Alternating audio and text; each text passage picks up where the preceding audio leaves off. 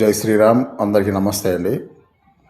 వాల్మీకి వారి రామాయణంలో భద్రాచలం గురించి లేదు కదా, మళ్ళీ భద్రాచలం ఏ విధంగా మీకు ప్రమాణం అనేసి మీ సామ్వేద షణ్ముఖ శర్మ అడుగుతా ఉన్నాడు. అంటే ఈ విషయం ఏ విధంగా వచ్చింది అనేసి అంటే, రాముడికి బ్రహ్మహత్య పాతకం లేదు, రాముడు శివలింగాలను పూజించలేదు అనేసి చెప్పినారు కదా. ఎవరు? ఈయన మీ వైష్ణవ గురువు చిన్నజీయర్ వారు ఆయన మాటలను తీసుకొని వాళ్ళు కొంతమంది ఇప్పుడు మాకు వాల్మీకి వారి రామాయణమే ప్రమాణము అనేసి మాట్లాడుతూ ఉంటారు, చెప్తూ ఉంటారు కదా వైష్ణవులు అనేటువంటి వాళ్ళు.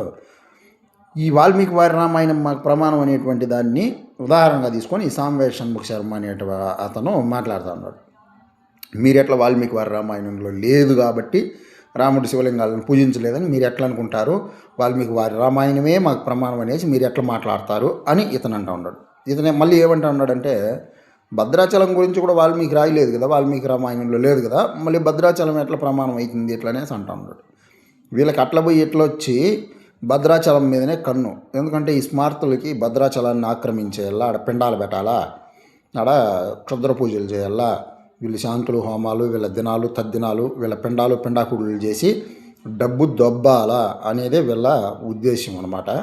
ఈ సామ్వేద షణ్ముఖ శర్మ మళ్ళీ ఇతనికి వాల్మీకి వారి రామాయణం పట్టించుకోడు, దాని గురించి ప్రామాణికంగా మాట్లాడు, కానీ తులసీదాస రామాయణం ప్రమాణం అంట. రాముడి గురించి ఈ పుక్కిటి పురాణ కట్టుకథలు, ఈ శివలింగ పూజలు ఇవి అవి వీటన్నిటినీ తీసుకొని స్కాంద పురాణం ప్రమాణం అంట, శివపురాణం ప్రమాణం అంట.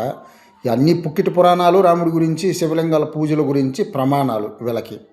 అంతేగాని వాల్మీకి రామాయణం వీళ్ళకి ప్రమాణం కాదు. ఈ అడ్డబొట్లలో ఈ స్మార్తులకి, ఈ సామ్వేద షణ్ముఖ శర్మ లాంటి వాళ్ళకి అడుగుతున్నాం కదా, సమాధానం చెప్పండి. అయినా భద్రాచలానికి రామాయణ కాలం రాముడు భద్రాచలం అంటే ఏమి? భద్రమహర్షి తపఫలంగా ఎప్పుడో కొన్ని వేల సంవత్సరాల క్రితము భద్రాచలంలో భద్రుడు తపస్సు చేసి శ్రీరామదేవుణ్ణి దర్శన భాగ్యం కోసం తపస్సు చేసి ఆయన దర్శించినాడు.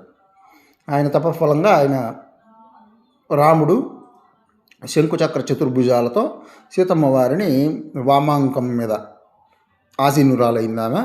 ఈ విధంగా ఆయన లక్ష్మణ స్వామితో కూడి దర్శనమిచ్చినాడు భద్రమహర్షికి. ఎక్కడ? భద్రాచలంలో. ఇది కదా భద్రాచలం స్థల పురాణము. మళ్ళీ దీన్ని ఇతను ఈ రెండింటికి పోలిక పెట్టి ఏ విధంగా పనికి మాలిన కోతలకు వస్తాడు, మాటలు మాట్లాడతాడో అడగండి, సమాధానం చెప్పండి. ఈ స్మార్త శిష్య బ్యాచ్